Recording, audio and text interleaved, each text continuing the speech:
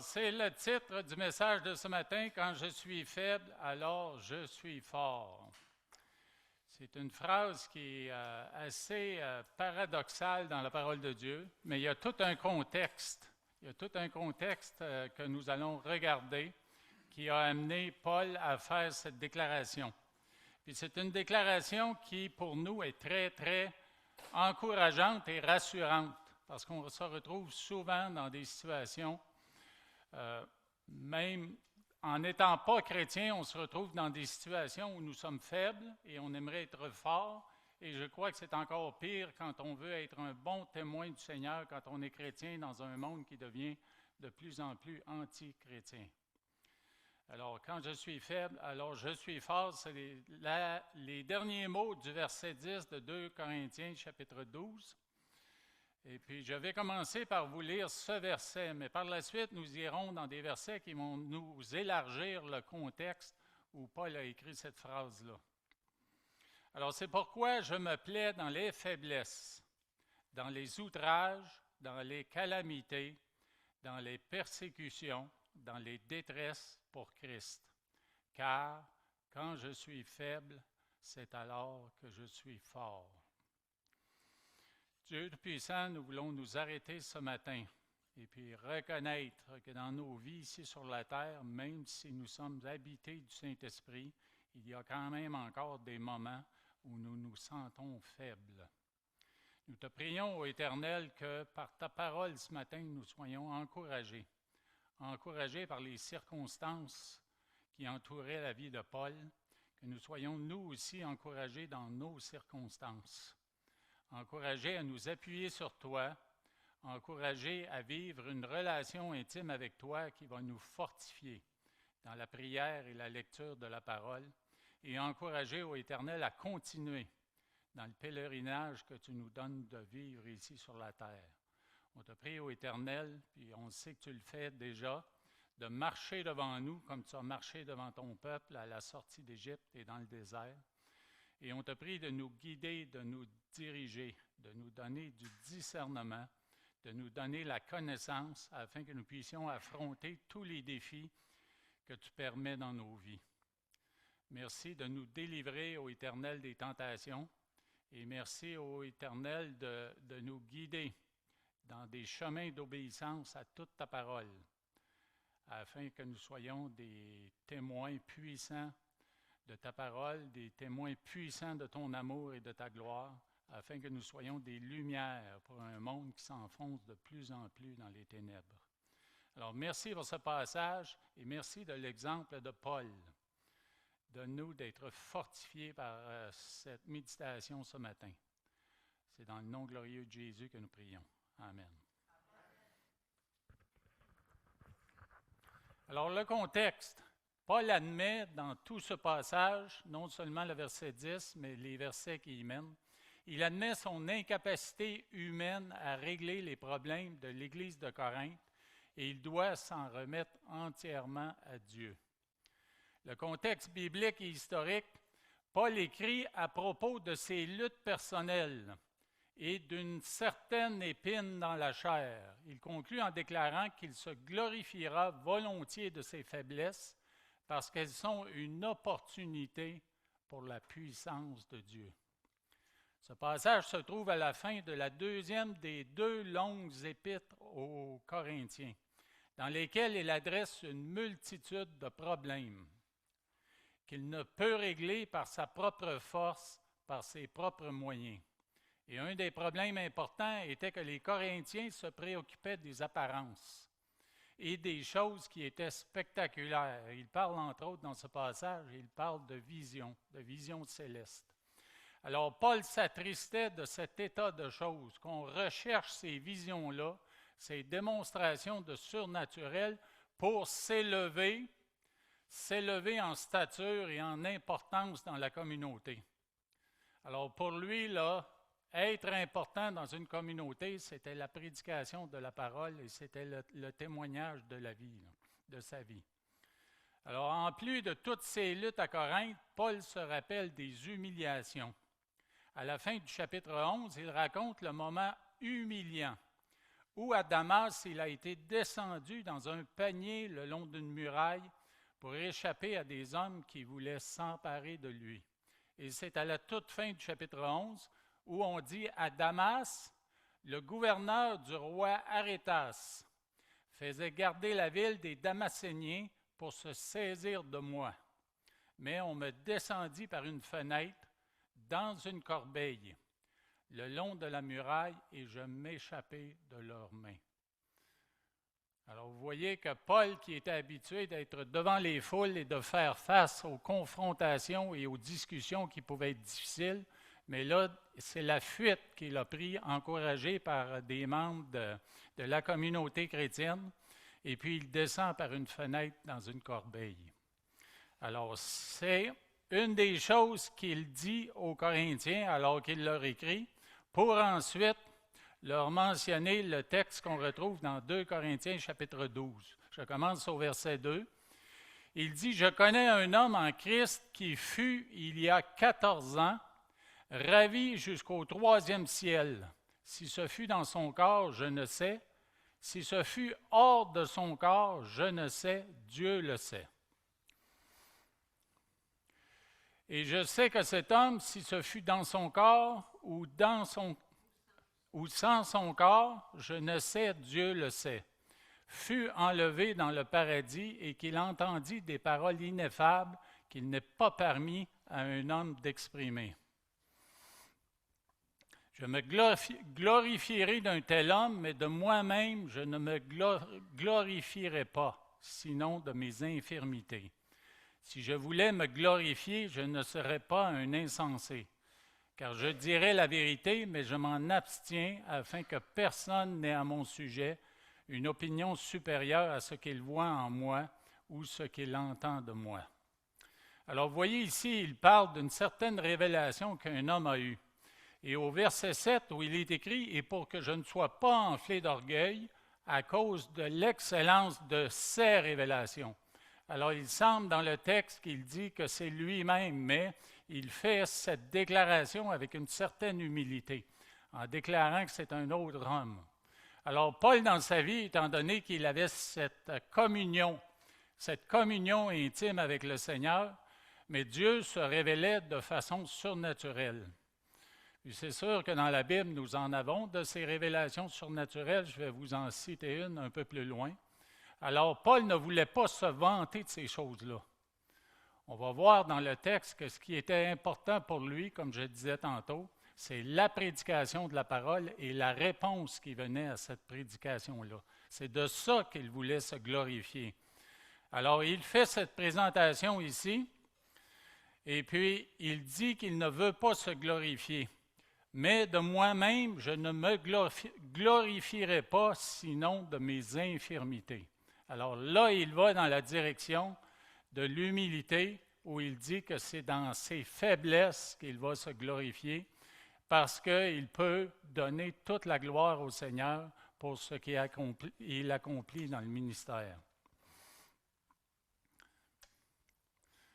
Voici les versets suivants qui mènent au verset 10. « Et pour que je ne sois pas enflé d'orgueil à cause de l'excellence de ces révélations, il m'a été mis une écharde dans la chair, un ange de Satan pour me souffleter et m'empêcher de m'enorgueillir. 3 fois, j'ai prié le Seigneur de l'éloigner de moi, et il m'a dit, « Ma grâce te suffit, car ma puissance s'accomplit dans la faiblesse. Je me glorifierai donc bien plus volontiers de mes faiblesses, afin que la puissance de Christ repose sur moi. C'est pourquoi je me plais dans les faiblesses, dans les outrages, dans les calamités, dans les persécutions, dans les détresses pour Christ, car quand je suis faible, c'est alors que je suis fort. » Alors, je ne sais pas dans quel état vous êtes ici ce matin, mais je peux vous dire que ces temps de faiblesse, dans la vie d'un pasteur, dans le ministère, dans la vie d'un ancien dans une église, d'autant plus qu'on avance en âge, mais il semble qu'on se retrouve de plus en plus souvent dans cette situation. Et je loue le Seigneur pour ça, parce que nous apprenons encore plus à nous appuyer sur lui et à chercher sa présence. Alors, cette phrase, « Quand je suis faible, c'est alors que je suis fort », suggère que la véritable force se trouve dans l'humilité et dans la dépendance à Dieu, plutôt que dans l'autosuffisance. Autosuffisance, on entend ce terme dans le monde, et on prêche dans le monde cette autosuffisance. Cette estime de soi, puis cette élévation du soi pour pouvoir affronter les défis de ce monde.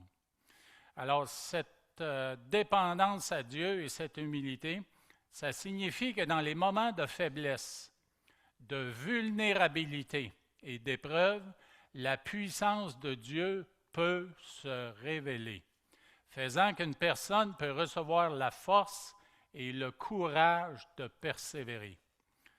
La puissance spirituelle se révèle dans la vulnérabilité. L'apôtre Paul a écrit cette phrase pour décrire que quand il reconnaissait ses faiblesses et ses limitations, il pouvait s'appuyer sur une grâce, sur la grâce et la puissance de Dieu, plutôt que sur ses propres forces. Cette admission, confession, permet à la puissance de Christ d'œuvrer à travers lui. Je peux vous dire que moi, après, et même en faisant du sport professionnel, avec la stature que j'avais, j'étais un peu plus musclé dans le temps, c'est certain, mais on a tendance à se croire invincible. Puis je crois que les jeunes adolescents se croient invincibles, alors qu'ils n'ont pas vécu. Ils ont été bien traités à la maison, ils ont été bien accompagnés avec leurs parents, et puis ils ont été bénis de toutes sortes de façons. Alors quand ils viennent pour affronter le monde, ils se croient vraiment invincibles. Alors moi, je me dis, là, quand je regarde les jeunes, les 4 enfants que nous avons élevés à la maison, je me dis que de leur permettre certaines épreuves dans ce qu'ils font, dans ce qu'on leur demande, mais c'est une bonne chose, c'est une très bonne chose. Moi, je viens d'une famille où nos 2 parents étaient pressés par le temps. Ils voulaient que les choses se fassent à la maison, puis on nous recommandait des tâches à faire, ou même, du côté de mon père, des bricoles à faire. Mais par la suite, à plusieurs reprises, parce qu'on n'allait pas assez vite, parce qu'on cherchait des outils, par exemple, on cherchait des matériaux, mais on entendait les phrases « Laisse faire, je vais le faire ». Laisse faire, je vais le faire. Et puis ça nous apprend à faire quoi? À aller tranquillement, à être paresseux un petit peu, puis tout d'un coup, la phrase libératrice arrivait. « Laisse faire, je vais le faire ». Alors, ce n'est pas bon. Si vous, les parents à la maison, vous avez cette tendance-là de vouloir dire cela, puis ne pas laisser les enfants souffrir un peu alors qu'ils ont des tâches à faire, mais je vous encourage à reculer puis patienter. Patienter, c'est une bonne chose. Alors, cette déclaration que Paul a faite, elle est paradoxale. Le monde voit l'autonomie et la confiance en soi comme de la force. Notre verset suggère que la reconnaissance de ses faiblesses est le chemin de la puissance véritable et de l'accomplissement. Quand une personne atteint ses limites, elle est dans une meilleure position pour faire l'expérience de l'assistance divine. Nous avons un Dieu qui est prêt à aider, qui est prêt à venir à nos côtés avec le Consolateur, le Paraclétès, qui nous guide et qui nous dirige et qui nous donne la force nécessaire. Alors, cette dépendance en Dieu, elle signifie que nous devons nous en remettre à lui totalement, à lui confier nos soucis, à lui confier nos décisions et notre avenir. C'est une dépendance de foi et d'amour, un attachement profond à lui. Certains pourraient suggérer un sentiment de manque ou de faiblesse. On entend ça dans le monde, que Dieu, c'est une béquille pour nous. Mais au contraire, c'est plutôt une démarche de confiance et d'humilité. Une relation où l'on cherche et trouve la force dans la foi en un Dieu tout-puissant. Quand nous sommes faibles, nous sommes forcés de dépendre d'une puissance supérieure à tout ce que nous pouvons générer nous-mêmes. Puis d'ailleurs, le fait que nous soyons malades de temps à autre, mais ça nous amène à nous confier en lui, puis chercher en lui la force de pouvoir continuer. L'année passée, j'ai eu pour la première fois de ma vie une pierre au rein. Et puis plusieurs d'entre vous, vous savez que c'est très, très douloureux. Et puis quand je suis arrivé à l'hôpital, là, je tremblais comme une feuille et j'étais en sueur. Et puis c'est une douleur, même si j'ai fait beaucoup de football dans ma vie, c'est une douleur que je n'avais jamais expérimentée. Et puis à l'hôpital, ça prenait un certain temps. Il y avait plein de gens dans la salle des urgences. Et puis je me demandais quand j'allais passer. Et puis à un moment donné, j'ai eu à cœur de prier. Puis de prier cette prière. Seigneur, tu connais la souffrance, tu as connu la souffrance ici sur cette terre. Je sais que je dois me confier en toi et je veux me confier en toi. Donne-moi la grâce de pouvoir continuer d'attendre et de persévérer jusqu'à ce qu'on puisse me soigner. Et puis la douleur est restée la même, complètement la même. Elle ne s'est pas atténuée. Mais il est venu en moi là, comme un sentiment là, de force contre cette douleur-là. Je l'avais, elle était toujours la même, mais je pouvais l'accepter sans me prendre en pitié et avec un sentiment que je pouvais attendre encore, puis attendre encore un bon bout de temps. Alors, je rends gloire à Dieu parce que c'était la première fois vraiment de ma vie dans la douleur que j'avais cette force-là en moi qui me permettait d'endurer. Alors, je vous conseille que dans vos douleurs, vous fassiez confiance au Seigneur, tournez-vous vers lui et cherchez sa grâce et sa force. Alors, plutôt que de s'appuyer sur nos propres capacités, nous pouvons nous appuyer sur la grâce infinie de Dieu et son omnipotence, omnipuissance. Cette toute-puissance est décrite comme une capacité à tout faire, un pouvoir qui est absolu et illimité. Et l'illustration qui m'est venue à l'esprit alors que la belle saison s'en vient, eh bien, l'hiver, il arrive que nous ayons des difficultés avec nos véhicules. J'ai eu certaines autos dans le passé où moi-même, parce que je n'avais pas les argents pour très bien entretenir ces véhicules, mais pendant l'hiver, j'ai eu des difficultés. Puis c'était toujours le bienvenu d'avoir une source de puissance à proximité. Bien sûr, la source de puissance supplémentaire, c'est une autre batterie, alors qu'un véhicule ne peut pas démarrer tout seul, mais amener une autre puissance branchée en parallèle, comme est le Saint-Esprit pour nous, eh bien, ça aide grandement à démarrer un véhicule qui ne veut pas partir pendant la saison d'hiver. Alors ici, nous parlons de puissance électrique avec tout ce que ça implique en termes de pouvoir, de voltage et d'intensité de courant. Cette dépendance, bien sûr, elle implique l'humilité et la connaissance de soi. La connaissance de soi dans ce sens que c'est de reconnaître sa faiblesse. On est souvent tenté là, de bomber le torse puis de foncer dans les difficultés, mais le Seigneur nous demande de reconnaître nos faiblesses dans un acte d'humilité. C'est un peu ce que Paul fait dans le texte. C'est essentiel de faire échec à l'orgueil. Bomber le torse puis foncer dans les difficultés, peut-être que c'est l'orgueil qui nous pousse à faire ça. Mais nous devons nous rappeler que notre suffisance et notre capacité ne vient pas par nos propres efforts. Alors, si nous regardons au verset 6,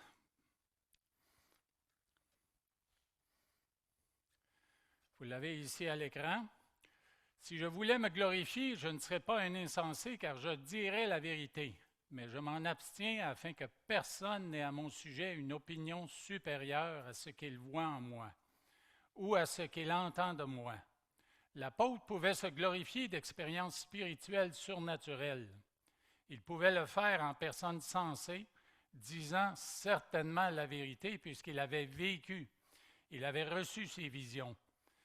Ces expériences surnaturelles comme les visions correspondantes de Pierre et de Corneille, Connaissez dans les Actes d'un côté, Pierre a eu des visions, Corneille de l'autre, et puis ça a mené à une rencontre où Corneille a connu le Seigneur. Alors Paul, cependant, lui, ne voulait pas attirer l'attention sur lui-même. Il voulait plutôt qu'on n'ait pas une opinion supérieure à ce qu'on voyait en lui ou à ce qu'on entendait de lui. C'est tellement facile, vous savez, pour les humains d'idolâtrer quelqu'un ou quelque chose. Dans Actes, le chapitre 14, les versets 11 et 12, nous avons un événement qui décrit cette situation à la vue de ce que Paul avait fait. La foule éleva la voix et dit dans langue lycaonienne, « Les dieux sont venus sous une forme humaine. Ils sont descendus vers nous. » Ils appelaient Barnabas Jupiter et Paul Mercure parce que c'était lui qui portait la parole. Alors, c'était à la suite d'une guérison. Et puis là, les gens qui l'avaient vu, cette guérison, mais ils voulaient les idolâtrer puis les élever pour les mettre sur un piédestal, les considérer comme des dieux. Dans le verset 7, « Et pour que je ne sois pas enflé d'orgueil à cause de l'excellence de ces révélations, il m'a été mis une écharde dans la chair, un ange de Satan pour me souffleter et m'empêcher de m'enorgueillir. Dieu a permis que Paul soit constamment rappelé de sa faiblesse. » Et on a avancé, bien sûr, un tas d'explications différentes. On a parlé de tentatives, ou plutôt de tentations incessantes dans sa chair. On a parlé possiblement de problèmes d'ophtalmie, inflammation de l'œil ou conjonctivite, malaria, migraine, épilepsie. C'était une affliction physique qui n'a pas été révélée. Et pourquoi elle n'a pas été révélée?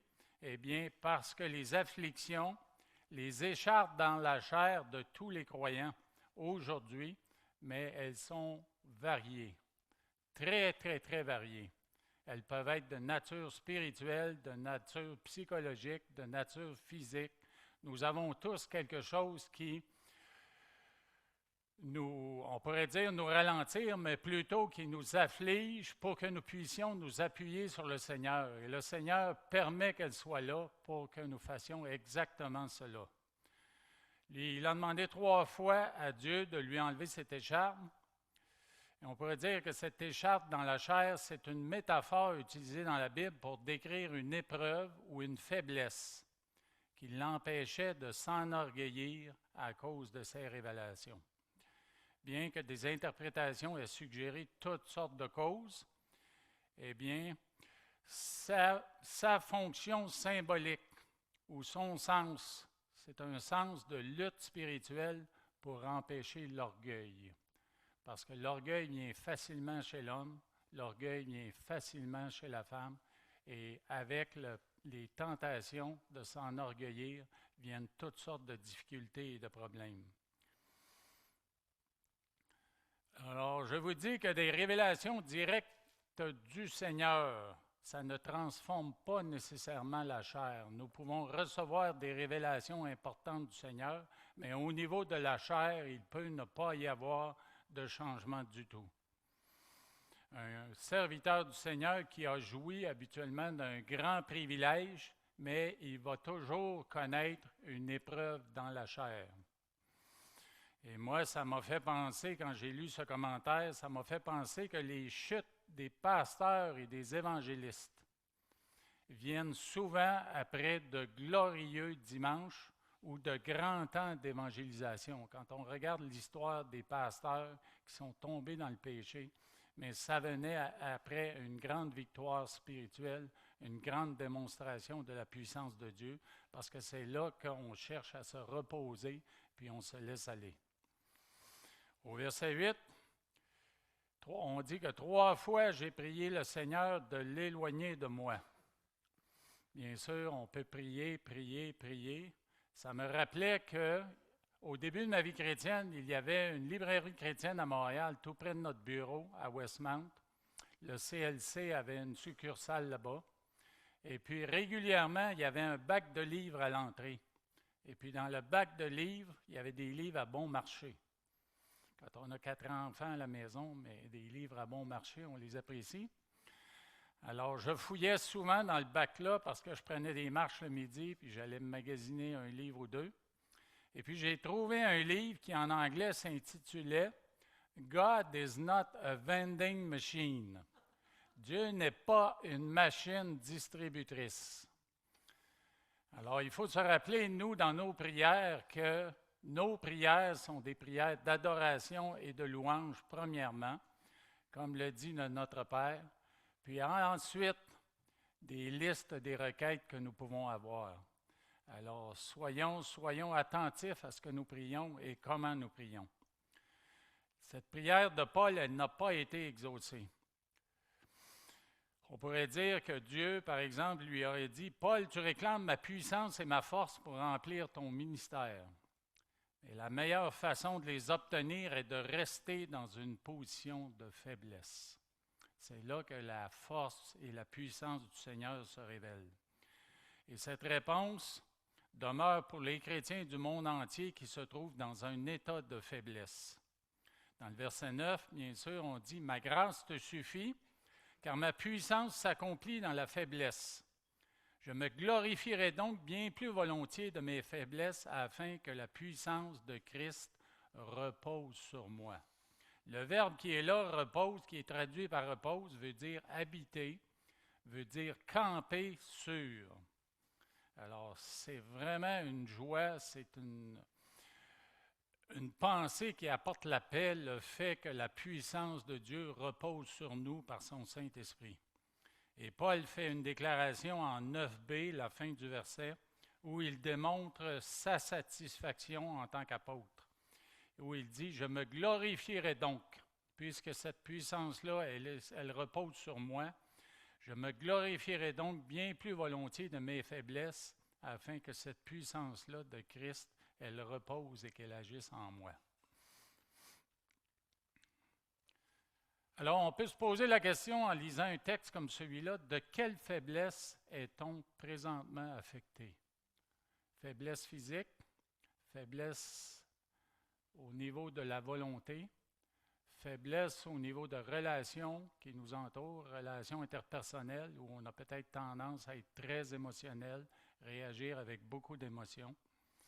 Et puis, on voudrait que Dieu se révèle au travers de son Saint-Esprit pour qu'on ait une action, une réaction, une parole et une attitude selon la volonté de Dieu. Mais on peut le faire et c'est en restant dans une relation très intime avec le Saint-Esprit, avec le Père et le Fils, que nous pouvons arriver à donner un témoignage de cette puissance. Je peux vous partager un autre témoignage avant même que je devienne chrétien. C'est une compréhension de ce que l'Esprit pouvait faire alors qu'on me donnait des premiers témoignages de Dieu et de Jésus, alors que je faisais du sport professionnel. Et moi, j'ai trouvé le passage du sport amateur au sport professionnel super difficile. Je sautais sur le terrain et je pouvais trembler comme ça. C'est sûr qu'il n'y avait pas des foules énormes. On a joué au stade olympique dans ce temps-là avec des foules de 4 000 à 5 000 personnes. Si ça avait été plus, ça aurait été plus impressionnant. Mais ma difficulté, c'était de chercher à plaire aux hommes, chercher à plaire aux coachs, aux autres joueurs, aux journalistes, chercher à plaire aux hommes. Puis dans ce temps-là, des membres de l'équipe qui étaient chrétiens m'ont invité à aller à ce qu'on appelle un chapel. C'est une réunion d'études bibliques, de partage et témoignages avant les matchs. Et les joueurs chrétiens, ça faisait un devoir d'en préparer pour chaque partie. C'était la première fois que j'assistais à ça. Et puis celui qui a donné son témoignage ce soir-là, c'est un joueur de hockey de la Ligue nationale de hockey. Et puis, il disait dans son témoignage que depuis qu'il était chrétien, il ne jouait pas pour les autres. Ça rejoignait ma peur, ma crainte. Il ne jouait pas pour les autres, il jouait pour glorifier Dieu qui lui avait donné ses talents de gardien d'équipe de hockey. Alors, son message m'a beaucoup encouragé. Et ce soir-là, je suis sauté sur le terrain. J'ai joué toute la partie calme, parce que la crainte ne semblait plus être là. Et puis, on a gagné une des 2 parties qu'on a gagnées cette année-là. Alors, je n'étais pas meilleur que je l'étais la veille ou la semaine précédente, mais il y avait cette paix-là. Cette paix-là parce que ma perspective avait changé. Alors, l'Esprit est venu agir avec un changement de la pensée. Un peu comme c'est décrit dans Romains chapitre 12, les 2 premiers versets, la transformation de la pensée. Alors, pour ce qui est du verset 10, j'ai une autre illustration à vous donner, une illustration qui va plaire à un certain Conrad qui est dans la salle, puisque je l'ai tiré de configuration électrique. Alors, un conduit pour la puissance de Dieu. La faiblesse ne disqualifie pas une personne aux yeux de Dieu, elle crée plutôt une opportunité pour que la gloire et la puissance de Dieu se révèlent. On a déjà mentionné ça. Paul comprenait que ces épreuves n'étaient pas des obstacles à son ministère, mais elles étaient des conduits qui pouvaient magnifier la puissance de Christ. Vous savez tous que dans une maison, il y a du fil électrique. Puis les fils électriques dans une maison, ils sont classés selon les capacités de transporter du courant. Mais ce qui est étonnant, ce qui m'a étonné, moi, quand j'ai commencé à voir ça et me renseigner là-dessus, c'est que le numéro de fil, plus il est grand, moins il peut transporter de puissance électrique. Alors, le numéro de fil, c'est notre force à nous, humaine. C'est nos capacités à nous, humaines. Si je dis un fil numéro 14, il peut transporter avec le voltage de 120 volts, 15 ampères, 1800 watts. On s'en sert pour de l'éclairage et les prises de courant. Un fil numéro 12, lui, il peut transporter plus à 240 volts, 20 ampères, 4800 watts. Tu me diras, Conrad, si je me trompe pas. Donc, on s'en sert pour le chauffage électrique. Le fil numéro 10, lui, 240 volts, 30 ampères, 7200 watts. Vous voyez que la puissance augmente, le numéro de fil diminue, la puissance augmente. C'est un fil de sécheuse, par exemple. Le fil numéro 8, 240 volts, 40 ampères, 9600 watts. On s'en sert pour une cuisinière. Et puis le fil 0, ça je ne savais pas qu'il y avait du fil 0, mais le fil 0, 240 volts, 200 ampères, lui c'est le fil de l'entrée électrique d'une maison. C'est par là que passe tout le courant pour une maison. Fil numéro 0, beaucoup plus de puissance. Fil numéro 14, beaucoup moins de puissance. Alors si nous nous disons forts, si nous nous disons capables, la puissance de l'Esprit ne se manifestera pas autant. Je vous ai sorti aussi quelques exemples de personnes que je crois là, qui laissent la puissance du Seigneur agir en eux. Et le premier nom qui m'est venu à l'esprit, un homme qui s'occupe d'un ministère au Laos et au Cambodge, qui vient ici nous voir une fois par année, et puis qui semble frêle. Il est petit, il a un petit handicap. Pierre de Courville, avec Opération Éducation, ce qu'il nous partage de son ministère, moi, ça m'émerveille. Ça m'émerveille ce que Dieu fait au travers de cet homme-là. Alors, c'est un homme qui est près de nous jusqu'à un certain point, mais dans l'histoire, Amy Carmichael, je ne sais pas si vous connaissez le nom, mais après une chute en Inde, elle a passé les 2 dernières décennies de sa vie dans des douleurs plus ou moins sévère. Éventuellement, elle s'est trouvée où? Clouée au lit de manière permanente. Elle s'est adonnée à l'écriture et a publié de nombreux livres et poèmes qui ont inspiré des chrétiens partout dans le monde. Amy Carmichael. Alors, vous voyez que la maladie, le fait qu'elle soit devenue, là, qu'elle soit devenue immobilisée dans un lit pendant plusieurs décennies ne l'a pas empêché d'être utilisée par Dieu et toute la puissance de l'Esprit avec l'inspiration qu'elle a reçue. Et un autre qui, bien sûr, je crois qu'il est d'actualité, lui, pour nous, c'est Isaac Watts. Les gens qui connaissent la musique chrétienne, mais vous connaissez sûrement ce nom. C'est un homme des années 1700, si je ne me trompe, et l'article qui a attiré mon attention dans un manuel que j'ai à la maison, le titre, c'était « Le poète laid », L-A-I-D. Et on le décrit comme ceci. Humainement parlant, Isaac Watts avait plusieurs prises contre lui. C'est d'actualité ça aussi, avec ce qui s'est terminé hier. On a ridiculisé son apparence. Il mesurait 5 pieds.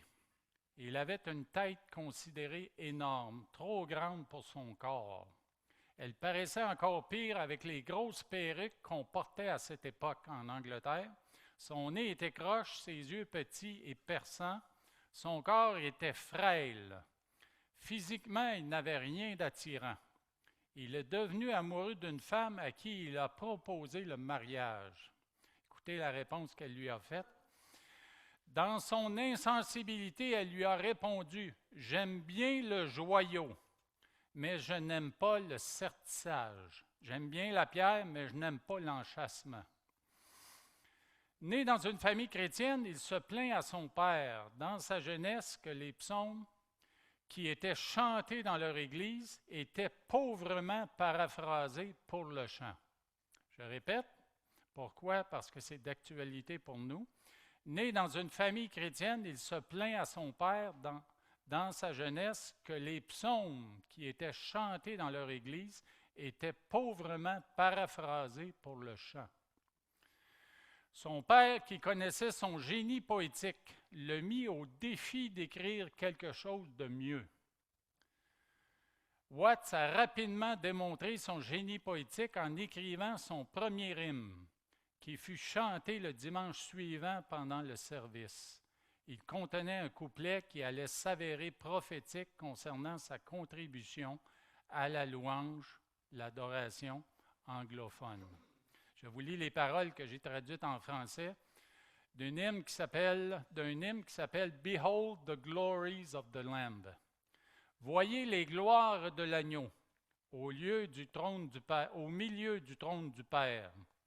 Préparez de nouveaux honneurs à son nom, des chants auparavant inconnus.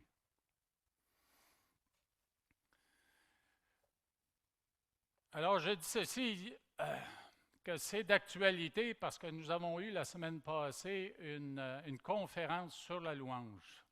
Et puis moi, je me réjouissais de ce qui a été présenté. Et puis, je me réjouissais aussi des différentes réactions que j'ai vues dans la salle. Pourquoi? Parce que je sens que Dieu met quelque chose en mouvement. Dieu nous amène à rechercher, comme le jeune Isaac Watts, avec la requête qu'il a faite à son père ou la critique qu'il a faite de la louange. Mais Dieu veut nous amener à une louange qui est plus élevée. Il veut nous amener en tant qu'Église à une adoration et à un mouvement de l'Église qui avance, qui bouge et qui est vivant. Alors, c'est pour ça que je veux faire l'annonce qu'à partir de maintenant, l'équipe d'anciens, c'est-à-dire anciens Claude et moi et anciens en formation Jonathan, nous allons jeter un coup d'œil plus attentif aux chants que nous chantons dans l'Église. Et non pas pour changer tout ça du jour au lendemain, c'est impossible pour nous. Mais progressivement, nous voulons aller dans une direction où ce qui va être affiché à l'écran, ce qui va être chanté ici dans l'Église, ça va correspondre à la parole de Dieu et ça va être appuyé par la parole de Dieu. Alors, nous croyons que c'est la direction dans laquelle le Seigneur nous amène. Et je me réjouis parce que Cette connaissance-là sur Isaac Watts, je ne la connaissais pas. Ça m'est arrivé, moi, une semaine après la conférence.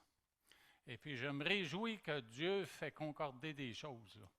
Puis, il place dans nos vies des mouvements. Peut-être que ça nous dérange dès le départ, mais on sait très bien que les hommes et les femmes, même les enfants, résistent au changement. Alors, on doit se faire violence et puis avancer progressivement, c'est sûr, parce qu'on réalise qu'on n'a pas toute la connaissance puis qu'on n'a pas toute l'expérience, mais on veut quand même aller dans cette direction-là. Alors, je continue avec le témoignage d'Isaac Watts parce que c'est vraiment bénissant ce qui est devenu de ce jeune-là par la puissance de l'esprit qui agissait en lui. En 2 ans, le jeune Isaac Watts a écrit la majorité des 210 hymnes publiés dans un recueil d'hymnes appelé Hymns and Spiritual Songs. Ça a été publié en 1707. C'était le premier recueil d'hymnes dans la langue anglaise. Isaac Watts est mort en novembre 1748 après avoir écrit plus de 600 hymnes. Sa vision était de rendre les chrétiens capables de chanter les Saintes Écritures dans une forme poétique significative. Et bien sûr, il y a plusieurs de ces hymnes qui sont encore chantés aujourd'hui. J'en ai cherché traduits en français, puis je vous avoue que mon manque de connaissances m'a fait en trouver il y a 3 titres qui m'ont été présentés dans les recherches que j'ai faites. Mais il y en a un qu'on connaît bien, c'est Joy to the World, joie dans le monde. Philippiens 4, 12 et 13 nous dit ceci, encore Paul qui parle de sa situation. Il dit « Je sais vivre dans l'humiliation et je sais vivre dans l'abondance. En tout et partout, j'ai appris à être rassasié et à avoir faim, à être dans l'abondance et à être dans la disette. Je puis tout par celui qui me fortifie. » Alors oui, Isaac Watts, il pouvait faire cette déclaration, Paul la faisait et nous pouvons la faire aussi dans nos faiblesses. Même si le monde nous pousse dans la direction de l'autosuffisance, nous devons résister cette tentation et nous appuyer sur le Seigneur. Alors, Paul avait beaucoup de crédit à son compte quand le Seigneur l'a appelé. Il les décrit dans Philippiens, où il dit « Moi aussi, cependant, j'aurais sujet de mettre ma confiance en la chair. Si quelques autres croient pouvoir se confier en la chair, je le puis bien davantage. Moi, circoncis le 8e jour, de la race d'Israël, de la tribu de Benjamin, hébreu, né d'Hébreux, quant à la loi, pharisien, quant aux zèles, persécuteurs de l'Église, irréprochable à l'égard de la justice de la loi.